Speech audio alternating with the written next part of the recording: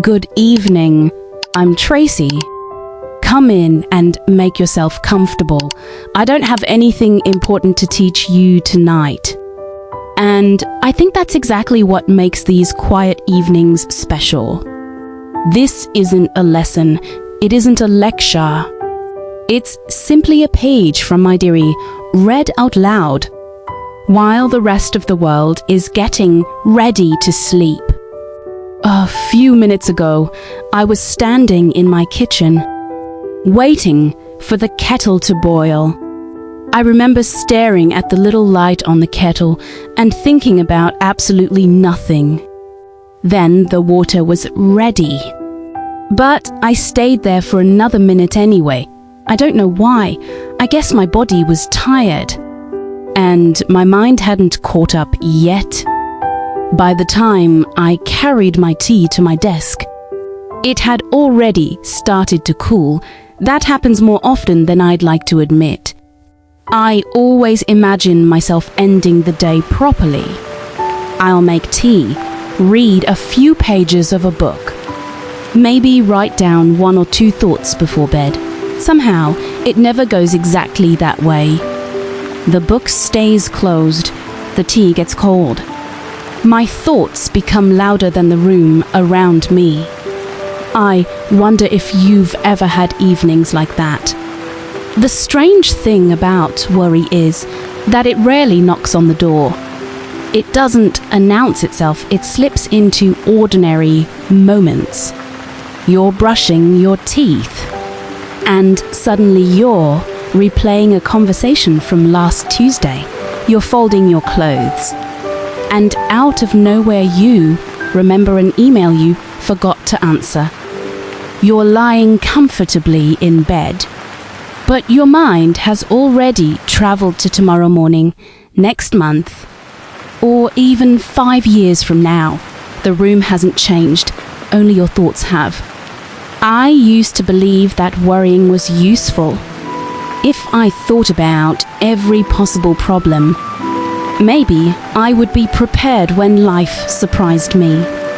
It sounded reasonable. But after a while, I noticed something. Most of the situations I rehearsed in my head never happened. The awkward conversation, the mistake everyone would notice, the bad news I was secretly expecting, they felt real while I was imagining them.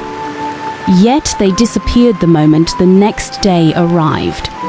Our minds are talented storytellers. Sometimes they tell beautiful stories. Sometimes they write horror stories using nothing more than a tiny uncertainty. I don't think minds are trying to hurt us.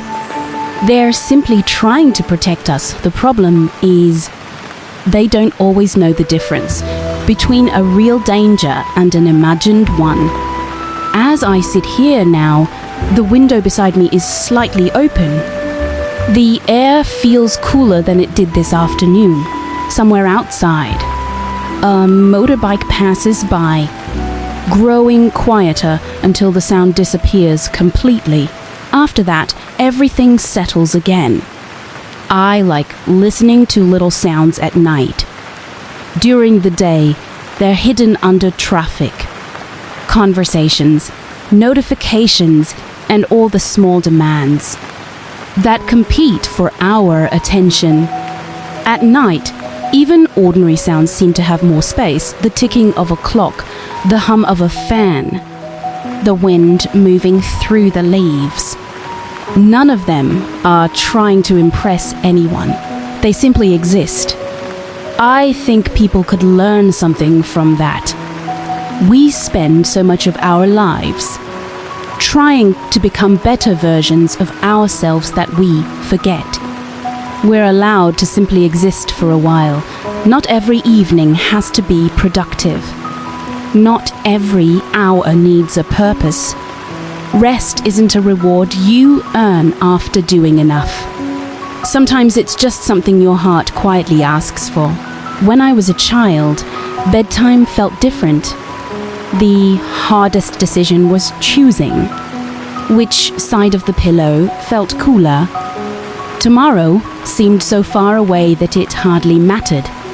Somewhere along the way, tomorrow became very loud. It filled calendars, reminders, deadlines, expectations, and questions that never seemed to end. Maybe growing up isn't about becoming busier. Maybe it's about carrying more invisible things. Responsibilities, dreams, regrets, hope, fear. We carry them without noticing the weight. Until the day is over and we finally put our bags down. Perhaps that's why the night can feel surprisingly emotional.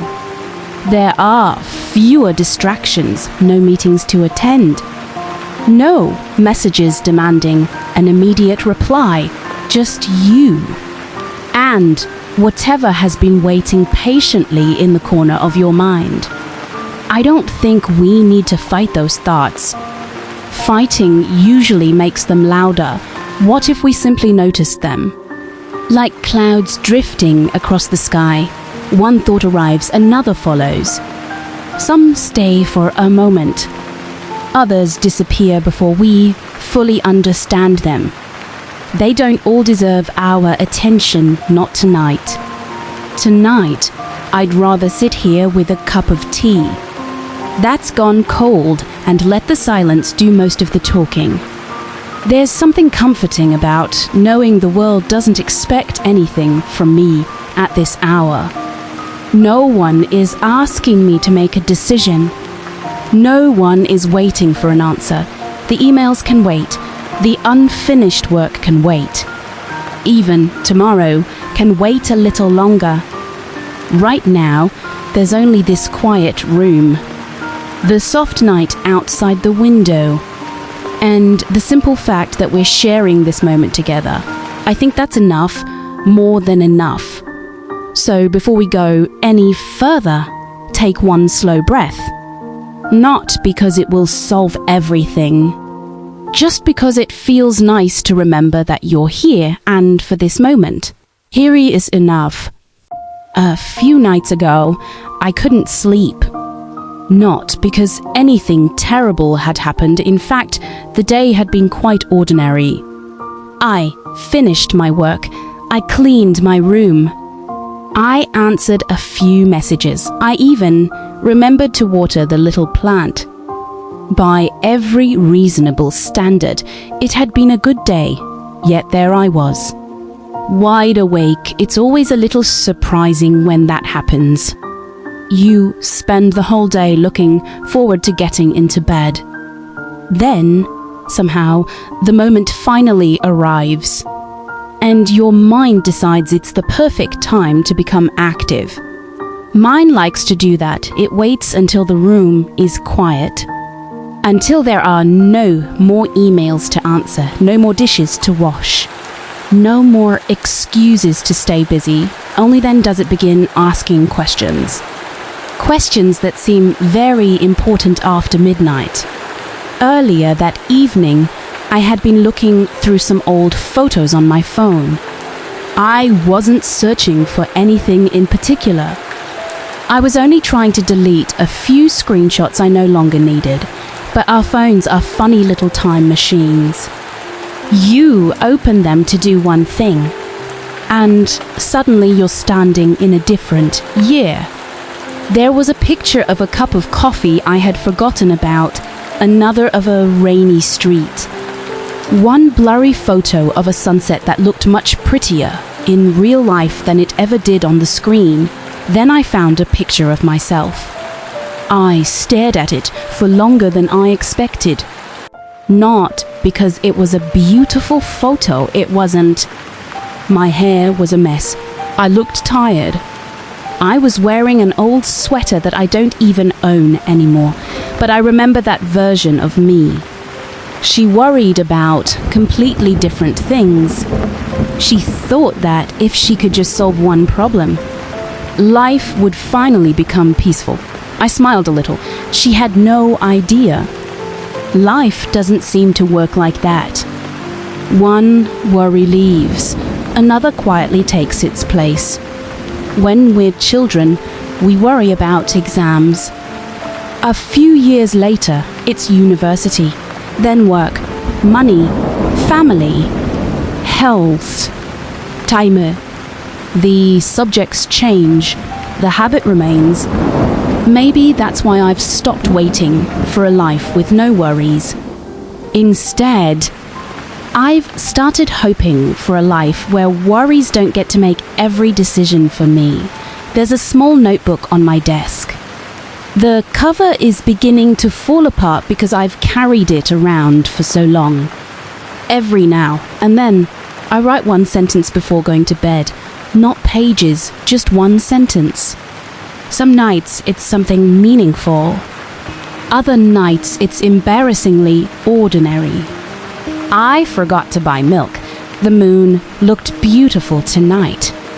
I laughed more than I expected. I miss someone, but I'm not sure who. Months later, those tiny sentences become little windows. I can almost step back into those evenings. Memory is strange. We think we'll remember the important moments forever, but often it's the ordinary ones that stay. The sound of someone making coffee in the morning. The way sunlight landed on the kitchen floor. A song playing in a supermarket, the smell of rain on warm concrete. I don't remember every achievement in my life, but I remember walking home one evening after a summer storm. The streets were still wet. Everything reflected the orange streetlights. For some reason, I felt incredibly hopeful. Nothing extraordinary had happened. The world simply looked clean again. I wonder if peace has always been hiding in ordinary moments. Maybe we've just been too busy searching for it somewhere else. A lot of people tell us to live in the present. It's good advice, very difficult advice, but good advice. The funny thing is, nobody really explains how do you stay in the present when your thoughts keep running ahead? How do you stop replaying yesterday? How do you convince your mind that tomorrow can wait? I don't have an answer. I've tried. I've downloaded meditation apps. I've written to-do lists. I've promised myself that I would stop checking my phone before bed. Some habits stayed. Others quietly disappeared after a week. Being human is a little messy. I think I've finally accepted that. Not every problem needs to become a personal project. Not every emotion needs to be fixed before sunrise. Sometimes you're simply tired. Sometimes your brain has been working too hard. Sometimes the kindest thing you can do for yourself is to admit that today was enough. I used to feel guilty whenever I wasn't productive. Even resting felt like something I had to earn. If I watched a movie, I should probably answer emails afterward. If I took a nap, I should stay up later to make up for it. Somewhere along the way, rest became another task. Looking back, that feels a little sad. Imagine telling a child that they need permission to sleep because they haven't worked hard enough. It sounds ridiculous. Yet, adults say similar things to themselves every day. Maybe that's one of the quietest changes that happens as we grow older. Our inner voice slowly starts sounding less like a friend and more like a strict manager. Mine certainly did. It kept asking, "What have you finished today? What could you have done better? What are you going to do tomorrow?" Very rarely did it ask, "Are you okay?" I don't know when that happened. I wish I had noticed sooner. A few months ago, I tried something different. Before going to bed, instead of asking myself what I had accomplished, I asked a much simpler question. What made me smile today? At first, I couldn't think of anything. Then little memories began appearing. A child waving at a passing bus. A dog sleeping in the shade with all 4 paws in the air. The smell of fresh bread from a bakery. A message from an old friend that simply said, "I hope you're doing well." None of those moments changed my life, but together, they made the day feel softer. Maybe happiness isn't something that arrives all at once. Maybe it collects quietly throughout the day, waiting for us to notice. Outside my window, the street is almost completely silent now. The apartment across from mine has finally turned off its last light. I hope they found a little peace before falling asleep. I hope you do too. Not the kind of peace that comes because every problem has disappeared. Life rarely offers that. I mean the quieter kind, the kind that whispers, "You've thought enough for today. The answers don't have to arrive tonight." Tomorrow is surprisingly good at taking care of tomorrow for now. The tea has gone cold again. The room is growing darker. And I think that's the night's gentle way of reminding us that not every story needs another chapter before we close our eyes. The funny thing about the night is that it makes small things feel important. A chair that creaks. The sound of the refrigerator humming in the kitchen. A neighbor closing a door somewhere down the hall. During the day, I probably wouldn't notice any of them, but now they seem to belong to the silence. I used to think silence meant the absence of sound. Now, I'm not so sure. Silence has its own little orchestra. A distant train. The leaves brushing against one another. The soft ticking of a clock I never pay attention to until bedtime. Even my own breathing sounds different at night, slower, gentler. As if it finally has enough room to be heard. When I can't sleep, I sometimes get out of bed for a few minutes. Not to do anything important, just to walk to the window. It's become a small habit of mine. The streets always surprise me. They're the same streets I see every afternoon. The same buildings, the same sidewalks, the same traffic lights. Yet after midnight, they become someone else's city. The rush is gone. The noise has packed up and gone home. Everything seems to move at its own comfortable pace. A taxi passes every now and then a delivery scooter disappears around the corner. A cat crosses the road as if it owns the entire neighborhood. Nobody seems to be in a hurry. They're the same streets I see every afternoon. The same buildings, the same sidewalks, the same traffic lights. Yet after midnight, they become someone else's city. The rush is gone. The noise has packed up and gone home. Everything seems to move at its own comfortable pace. A taxi passes every now and then a delivery scooter disappears around the corner. A cat crosses the road as if it owns the entire neighborhood. Nobody seems to be in a hurry. I like that version of the city. It reminds me that the world doesn't always have to move so fast. Earlier today, I caught myself rushing through lunch. I don't even remember tasting the food. I was already thinking about what needed to be done afterward. One task was quietly introducing the next. Finish lunch, answer a message, check the calendar, reply to an email, start the next project. Somewhere in between all those little responsibilities. The afternoon disappeared. It's strange how time works. An hour can feel incredibly long while we're waiting in line. But a whole week can vanish before we realize it's Friday again. Sometimes I wonder how many ordinary Tuesdays I've forgotten. Probably hundreds, maybe thousands. Not because they were unimportant, only because I wasn't fully there when they happened. I don't want to live like that forever. I don't want to arrive at the end of another year wondering where it went. Maybe that's why I've started paying attention to tiny things. The first sip of coffee in the morning.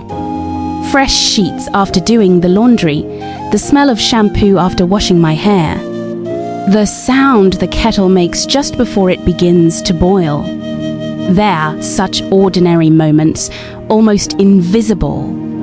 But they're also the moments that quietly build a life, not birthdays, not promotions, not holidays. Just ordinary Tuesday afternoons, ordinary Wednesday mornings, ordinary evenings like this one. I remember asking my grandmother once why she liked sitting outside every evening. She wasn't reading, she wasn't talking to anyone. She simply sat there, watching people walk by. I must have been 10 or 11. I asked if she was bored. She smiled. Then she said, "I'm watching the day come home." At the time, I had no idea what she meant. Years later, I think I finally understand. There comes a moment every evening when everything begins to settle. Children stop playing. Shops pull down their doors, kitchen lights turn on one by one. People carry groceries upstairs, someone waters the plants on a balcony. Someone calls their family. Someone takes their dog for one last walk. The whole neighborhood slowly exhales. Maybe that's what she meant. The day. Coming home. I think our thoughts deserve the same kindness. They've been working all day too, trying to solve problems, trying to remember appointments, trying to make good decisions, trying to protect us from making mistakes. No wonder they're tired. No wonder they don't always know how to stop. Perhaps instead of telling our minds to be quiet, we could simply thank them. Thank you. You've done enough today. You don't have to keep watch all night. I'll come back tomorrow. We'll figure things out then. I don't know if our minds actually listen. Mine doesn't. Most of the time, it still wanders. It still starts imaginary conversations. It still writes stories about tomorrow before tomorrow has even arrived. But I've noticed something. When I stop fighting those thoughts, they usually leave on their own. Not immediately, not dramatically, they simply grow a little quieter. Like guests realizing the party is over, one by one. They find the door. The tea beside me is completely cold now. I take one last sip anyway. It doesn't taste very good.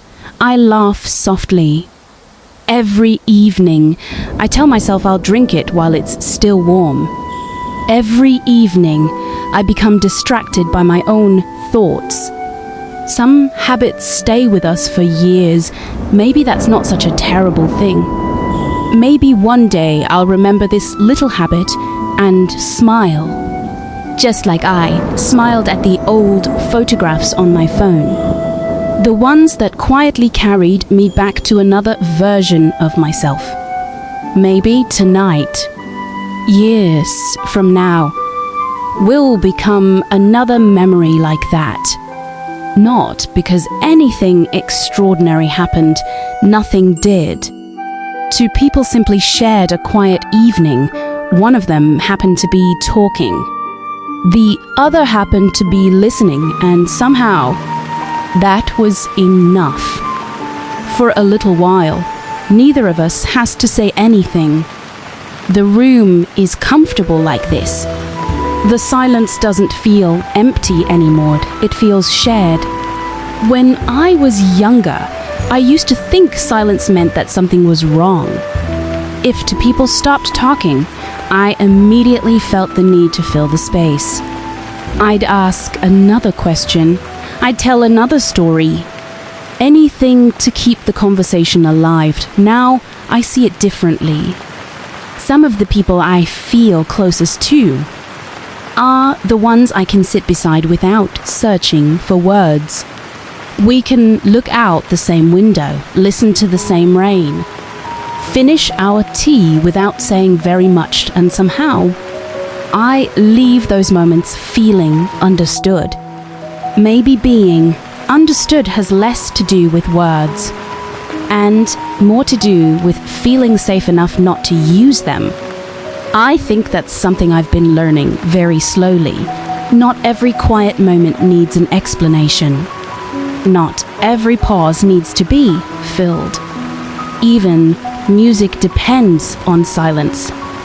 Without the spaces between the notes, it would only be noise. Perhaps our lives work the same way. We spend so much time trying to make every day meaningful, every week productive, every year successful. But maybe the quiet spaces matter just as much. The evenings when nothing special happened, the walks that had no destination, the nights when we simply watched the moon for a few minutes before going inside. Those moments don't usually become photographs. We don't post them online.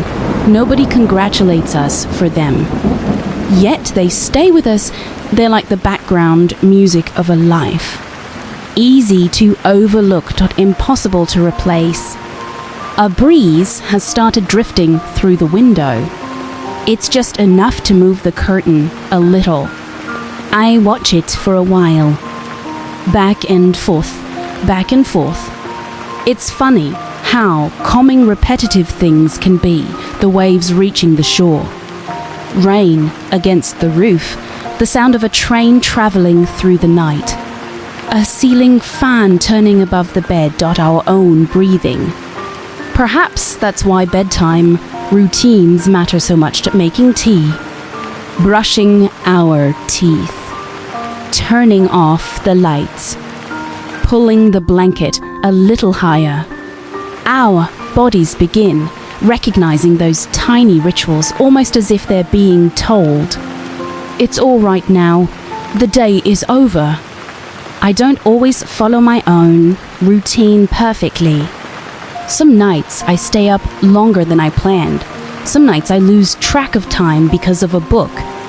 Other nights because of my own thoughts.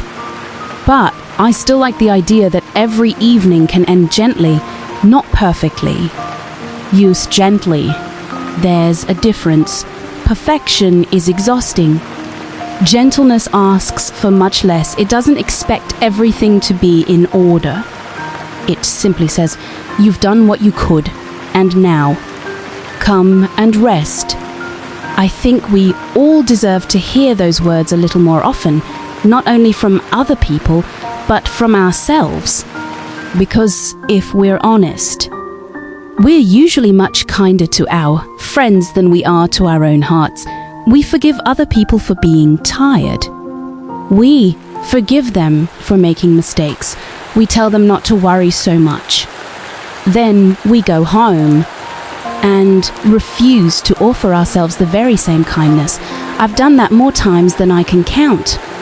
Maybe you have to. If so, perhaps tonight can be different. Not because we'll wake up tomorrow without a single worry. Life doesn't make promises like that. But because for one quiet evening, we chose not to carry every thought at once and can wait. Some aren't as urgent as they first appeared, and some may quietly disappear before morning ever arrives. After a while, I stood up, not because I had somewhere to go. I simply felt like stretching my legs. The apartment was completely quiet.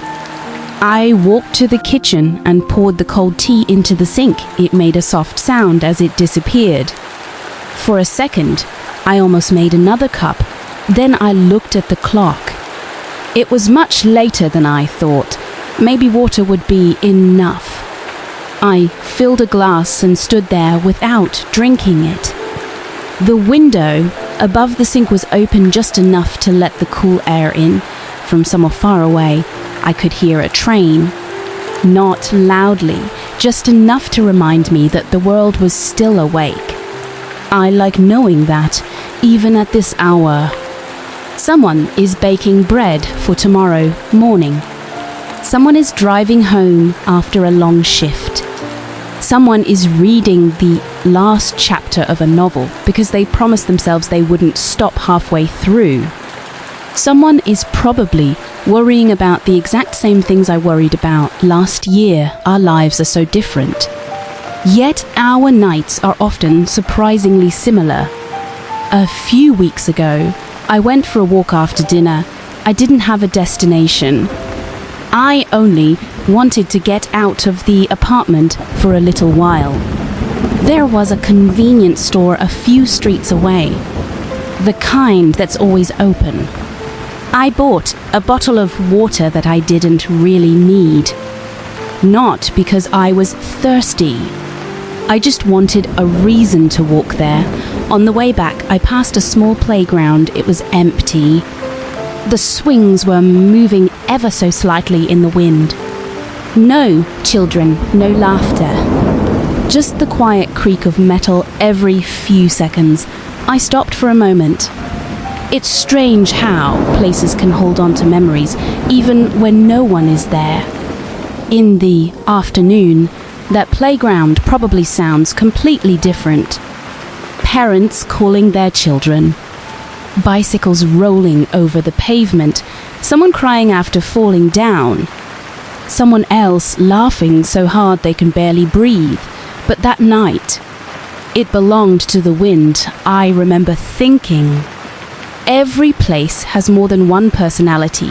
Morning has one, afternoon has another. And the night becomes the version that speaks the softest.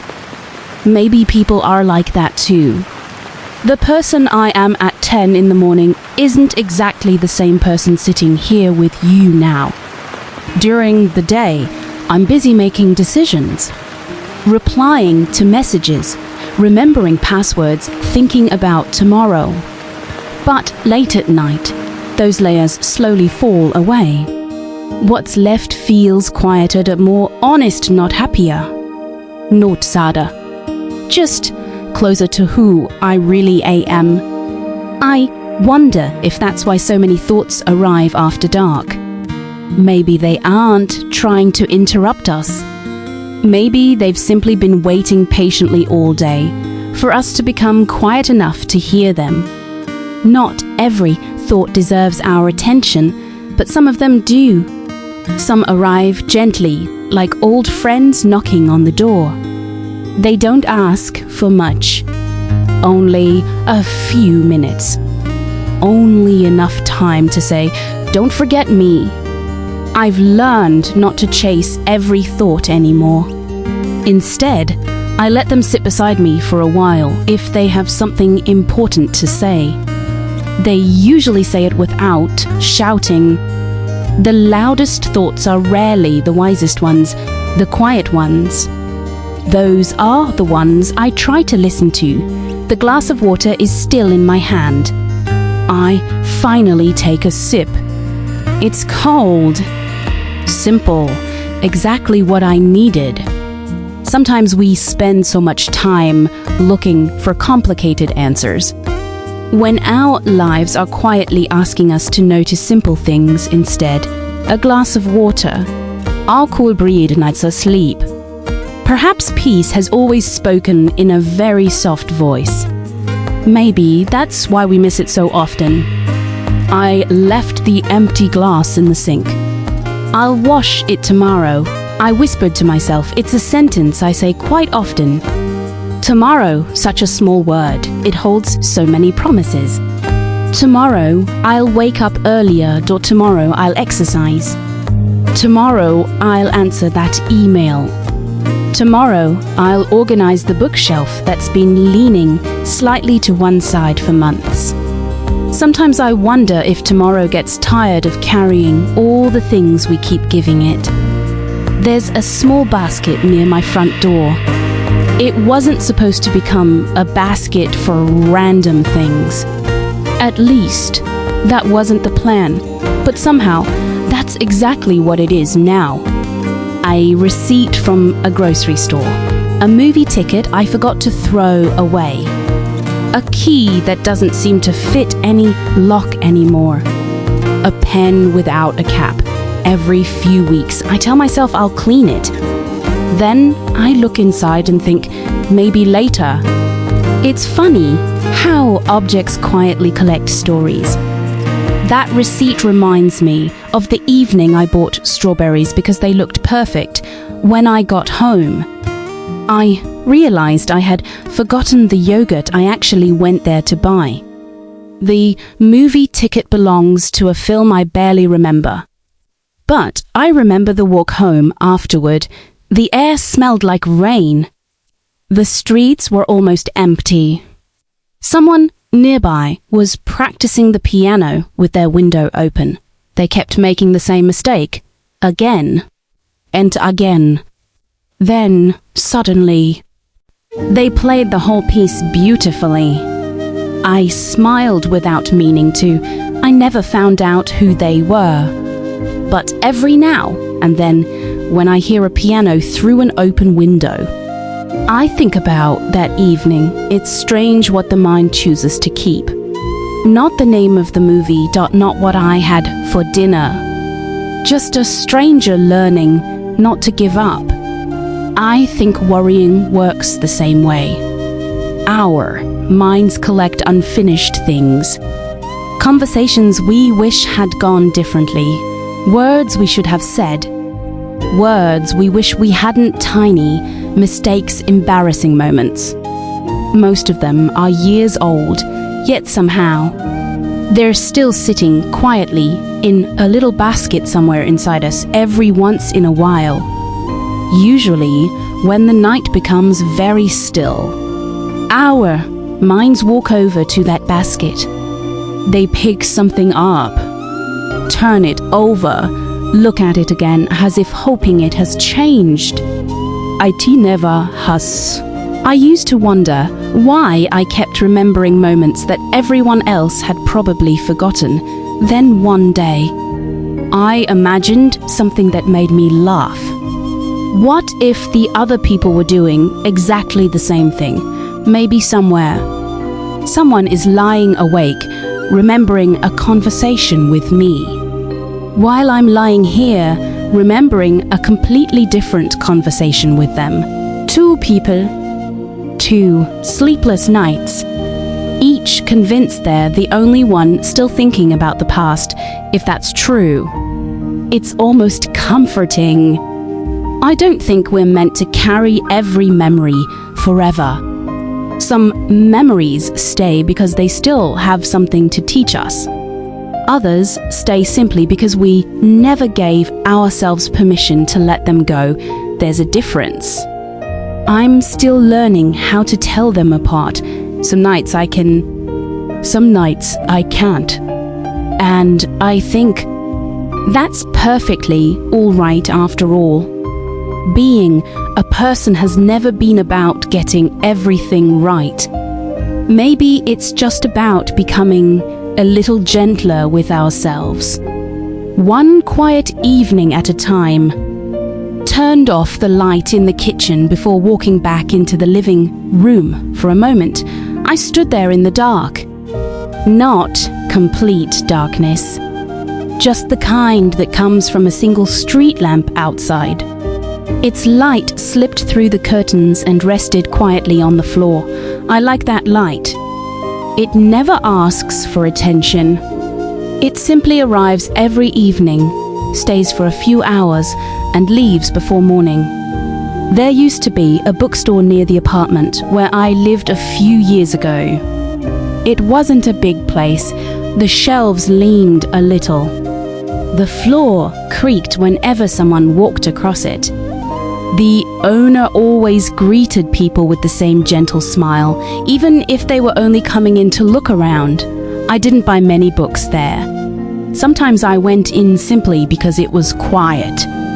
On rainy afternoons, the windows would fog up, and the whole shop smelled like paper and coffee. I remember one evening, I picked up a novel and started reading the first page while standing between two shelves. I only meant to read a paragraph.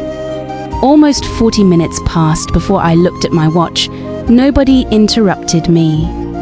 The owner didn't seem to mind. When I finally closed the book, he smiled and said, "That's usually a good sign." I asked him what he meant.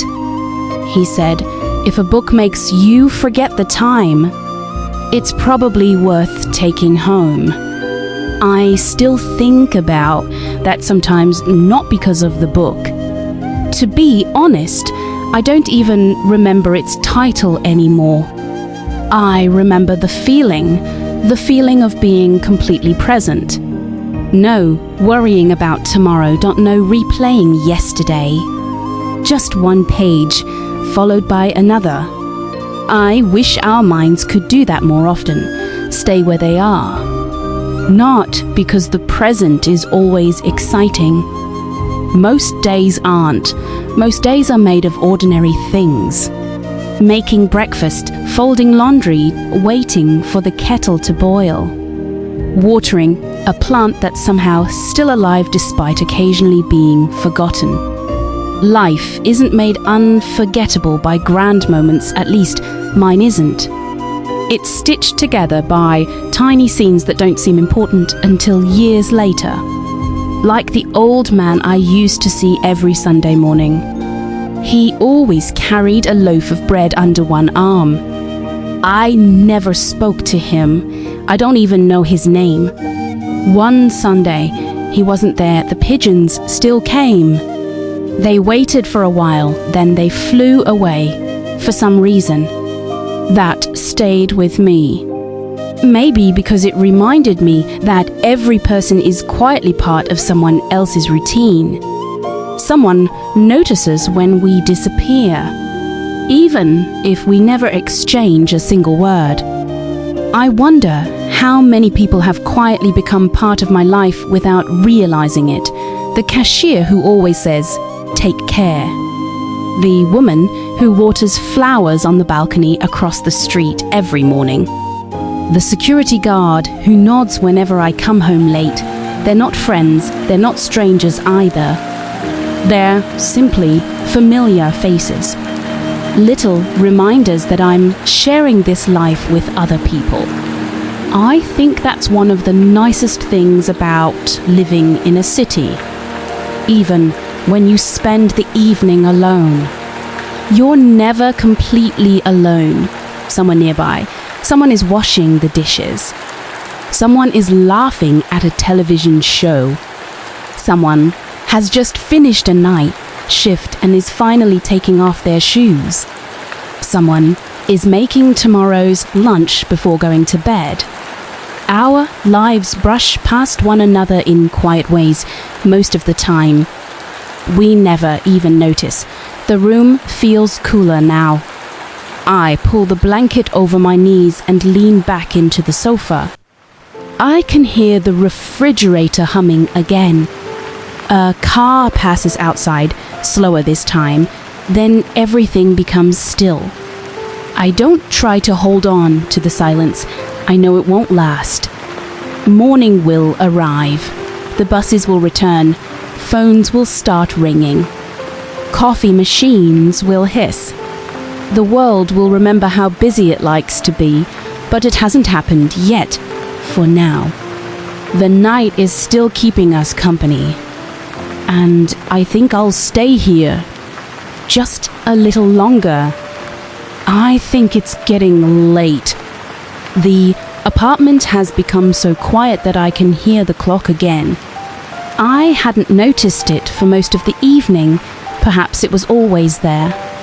I was simply listening to other things. The tea has been gone for a while now.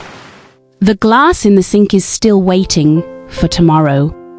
The notebook is still open on the desk. There's an empty page waiting for a sentence I haven't written yet. Maybe I'll write it in the morning. Or maybe I'll leave the page blank. Not every day needs to be explained. Some days are complete exactly as they are. If you've been carrying something heavy today, I hope you've been able to set it down, even if only for a little while. It will still be there tomorrow if it truly needs your attention, but tonight, you don't have to carry everything. The night has a quiet way of holding things for us. Just until morning. I don't know where you are while you're listening to this. Maybe you're in your own bed. Maybe you're on a long flight. Maybe you're studying English after a busy day and your eyes are beginning to feel tired.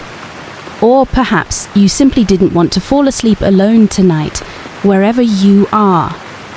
Thank you for letting me keep you company. It's a strange and wonderful thing, isn't it? To people who may never meet, sharing the same quiet moment beneath the same night sky. I like thinking about that. It makes the world feel a little smaller. When I wake up tomorrow, life will probably look very ordinary. I'll make another cup of tea. I'll probably forget to drink it while it's still warm. I'll answer a few messages. I'll cross a few things off my to-do list. I'll worry about something for 5 minutes before reminding myself that worrying has never been very good at predicting the future. And somewhere during the day, I'll notice something small. A patch of sunlight on the floor. A bird resting on a power line. The smell of coffee drifting out of a cafe as someone opens the door. I hope I remember to slow down long enough to notice it. I hope you do too. Not because those moments will change our lives, but because when enough of them are gathered together, they quietly become a life. The room feels darker now. The street outside has almost fallen asleep. Even the wind seems softer than it was an hour ago. I think that's my sign. It's time to close today's diary. Tomorrow will bring another page, another ordinary day, another chance to begin again. But none of that belongs to us yet. Tonight belongs to rest. So let your shoulders relax. Let your thoughts drift wherever they need to go. You don't have to follow every one of them. Some will fade on their own. Some will quietly wait until morning. And that's perfectly all right. Thank you for spending this peaceful evening with me. Thank you for listening. Until our next diary, I hope you sleep deeply. I hope your dreams are gentle. Good night.